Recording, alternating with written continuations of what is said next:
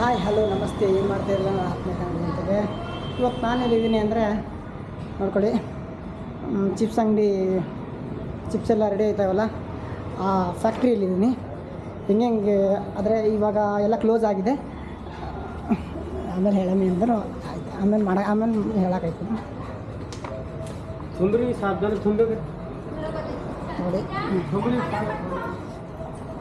ಇವೇನಿದ್ದಾವೆ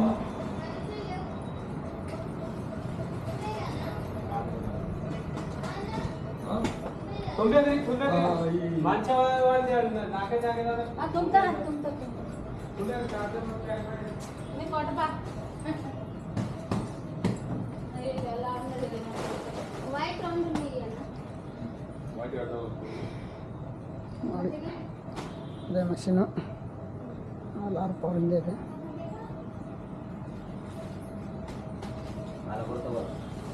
ಮಾಲಕರು ಅವರು ಇದ್ದು ಅವ್ರು